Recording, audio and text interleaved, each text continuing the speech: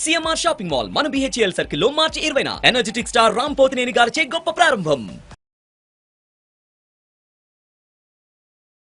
Hi, welcome to our channel. ఈరోజు మనతో పాటు ఉన్నారు జ్యోతిష్య వాస్తు పండితులు, జ్యోతిష్య వాస్తు శిక్షణ నిపుణులు, మహాగౌరి ఉపాసకులు శ్రీ దింటకుర్తి మురళీకృష్ణ గారు. నమస్కారం గురువు గారు. నమస్తే నాన్న. హరి ఓం. సార్, గత 1 month క్రితం నేను మీతోనే ఒక ఎపిసోడ్ చేస్తున్నాను. ఏపీలో గెలవబోయే పార్టీ ఫలానా అని చెప్పారు. సో ఇప్పుడు అది ఏప్రిల్ వరకే ఇది వర్తిస్తుంది అని చెప్పారు. ఇప్పుడు ఎలక్షన్ మేలో ఉంది, జూన్లో రిజల్ట్ ఉంది. అంటే ఇప్పుడు మీరు చెప్పిన వాళ్ళు కాకుండా వేరే వాళ్ళు గద్దెనెక్కే అవకాశం ఉందంటారు. ఏంటి అసలు పరిస్థితి? అబ్సల్యూట్గా మనం మాట్లాడుకున్నప్పుడు ఇప్పుడు వరకు మీరు చెప్పిన జ్యోతిష్యం ఎందుకంటే గోచారంలో గ్రహాల యొక్క స్థితులు మారుతాయి కాబట్టి ఎప్పటి వరకు వర్తిస్తుందని అడిగావు. ఏప్రిల్ లోపు ఎలక్షన్లు జరిగే ఛాన్సెస్ క్లియర్గా కనబడుతున్నాయి కాబట్టి నేను చెప్పింది ఏప్రిల్ వరకు వర్తిస్తుందని చెప్పాను.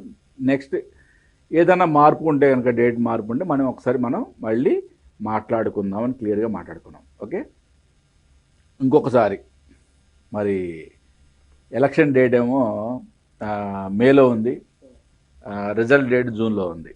అంటే మే నుంచి గురు సంచారం మారుతుంది కదా. మారిన దాన్ని బట్టి మరి జాతకాలు ఏమన్నా తలకిందులైనయా, మనం చెప్పుకున్న దాంట్లో ఏమన్నా మార్పులు చేర్పులు ఉన్నాయా అనేది ఒక్కసారి మనం విశదీకరిద్దాం. మనం ఏ జాతకం గురించి అయితే ఇంతకుముందు మనం మాట్లాడుకున్నాం క్లియర్గా, అవే జాతకాలు. ఓకే, బట్ ఇక్కడ ఏంటంటే అప్పుడు మనం మాట్లాడుకున్న దాంట్లో పర్సనల్ మంత్ నెంబర్ రాసుకున్నాము. ఇప్పుడు పర్సనల్ మంత్ మేలో వచ్చి చంద్రబాబు నాయుడు గారికి personal month number as per సంఖ్య 1 వస్తుంది. వైఎస్ జగన్కి కూడా 1 వస్తుంది. నెక్స్ట్ పవన్ కళ్యాణ్ గారికి పర్సనల్ మంత్ నెంబర్ మేకి 6 నెంబర్ వస్తుంది. ఈ సాంఖ్యయోగం ప్రకారం అంటే ఇక్కడ దీంట్లో కూడా ఈ పర్సనల్ మంత్లో కూడా చాలా క్లియర్గా చంద్రబాబు నాయుడు గారికి వైఎస్ జగన్ గారికి పోటాపోటీనే ఉంది. ఓకే, నెక్స్ట్ పవన్ కళ్యాణ్ గారు కూడా మే 6 నెంబర్ రావడం కూడా చాలా మంచి శుభ సూచకమే. నెక్స్ట్ మనం ఆస్ట్రాలజీ పరంగా అంటే ఏప్రిల్ ఎండింగ్ వరకు గురు సంచారం మేషంలో ఉంది. ఓకే, ఇప్పుడు మే 1 నుంచి గురువు వృషభంలోకి మారుతున్నాడు. ఇప్పుడు మనకి మే 13 ఎలక్షన్లు అంటున్నారు. నెక్స్ట్ జూన్లో వచ్చేప్పటికి మనకి రిజల్ట్ డేట్ అని చెప్తున్నారు. కాబట్టి మరి మేషంలో ఉన్న గురువు వృషభంలోకి మారింది కదా.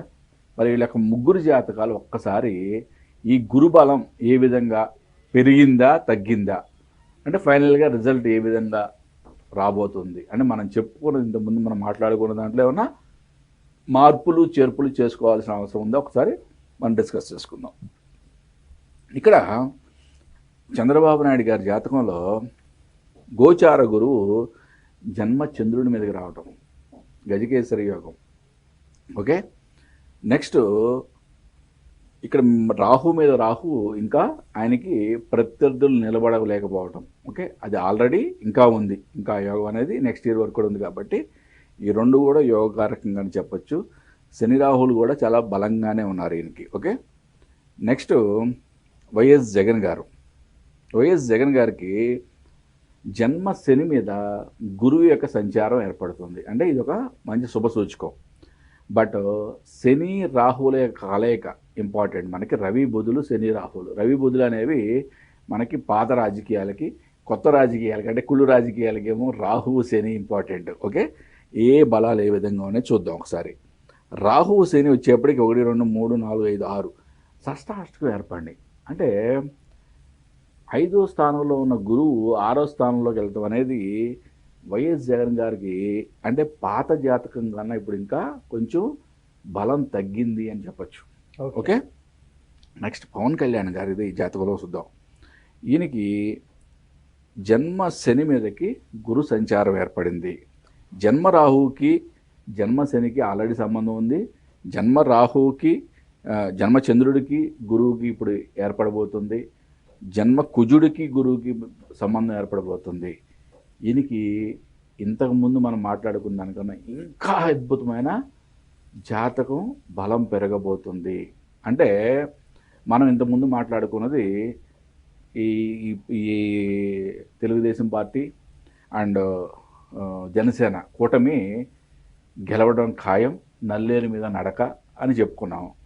దాంట్లో ఇప్పుడు మనం మాట్లాడుకున్న అంటే ఈ గురు సంచారం మారిన తర్వాత చూసుకున్నా కూడా దాంట్లో ఎటువంటి మార్పు లేదు.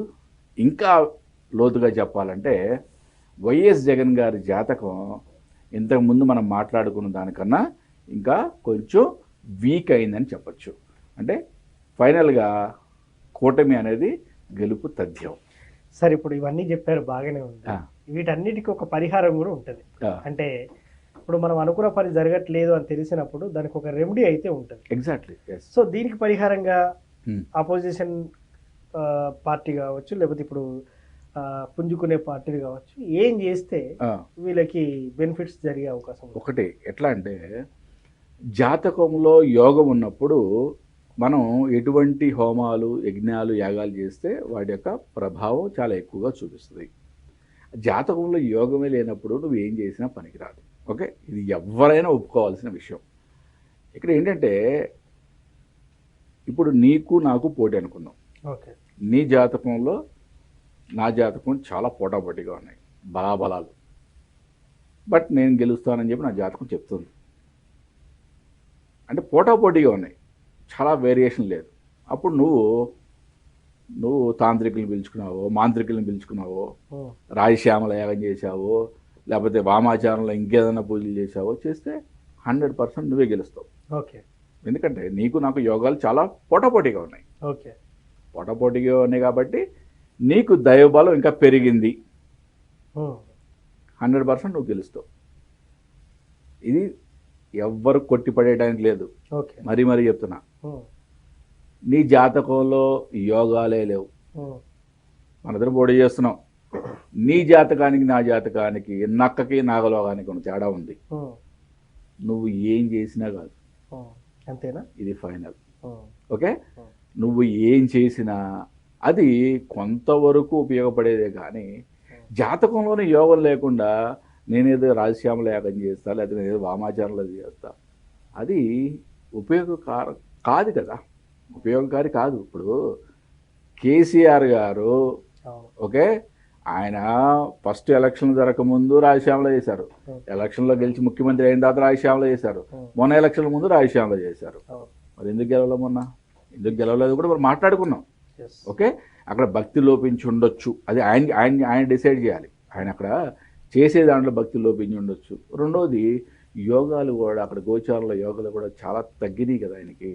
చాలా క్లియర్గా చెప్పాం కదా, అక్కడ రేవంత్ రెడ్డి అనే సింహానికి 60 పాయింట్లు, కేసీఆర్ అనే సింహానికి 40 పాయింట్లు మాత్రమే వచ్చినాయి. అక్కడ చాలా వేరియేషన్ ఉంది. ఇప్పుడు మనిద్దరం ఎమ్మెల్యేగా కంటెస్ట్ చేస్తున్నామమ్మా. ముఖేష్ అనే వారికి 45 పాయింట్లు వచ్చినాయి, నాకు 50 పాయింట్లు వచ్చినాయి, నీకు ఒక 49 48 వచ్చినాయి అనుకుందాం. అంటే పోటాపోటీగా ఉంది, ఒక 5 పాయింట్లు అటు ఇటు పోటాపోటీగా ఉంది. ఇప్పుడు నువ్వేమన్నా చేయించుకున్నా యోగారకంగా ఉంది కాబట్టి నీకు కూడా నువ్వేమన్నా పరిహారాలు చేసినా దాని యొక్క ఫలితం ఉంటుంది. బట్ వేరియేషన్ చాలా ఎక్కువ ఉన్నప్పుడు, యోగం లేనప్పుడు జాతకంలో ఏం చేసినా కష్టం. బట్ ఇక్కడ మనం మాట్లాడుకున్నది పాత జాతకం కన్నా కూడా ఇప్పుడు గోచార బలంలో వైఎస్ జగన్ గారికి ఇంకా వీక్ అయింది. గుర్తుపెట్టుకోండి, పరిహారాలు చేసుకోవడం తప్పులేదు, ఎవరి ప్రయత్నం వాళ్ళు చేయడం కూడా తప్పులేదు.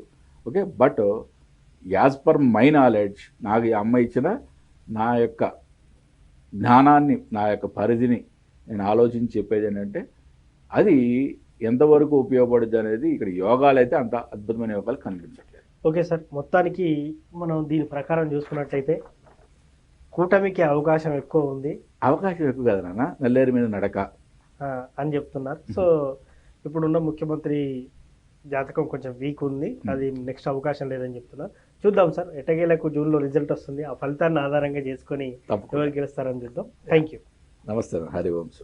సో చూశారు కదా, ఏపీ ఎలక్షన్ ఎలా ఉండబోతుంది ఫలితం అనే దాని గురించి మురళీకృష్ణ గారు వివరించారు. ఇది వాటి కార్యక్రమం. మరో కార్యక్రమం మళ్ళీ కలుద్దాం. Thank you. సుమన్ టీవీలో మీ పర్సనల్ అండ్ బిజినెస్ ప్రమోషన్స్ కోసం కింది నెంబర్కి కాంటాక్ట్ చేయండి.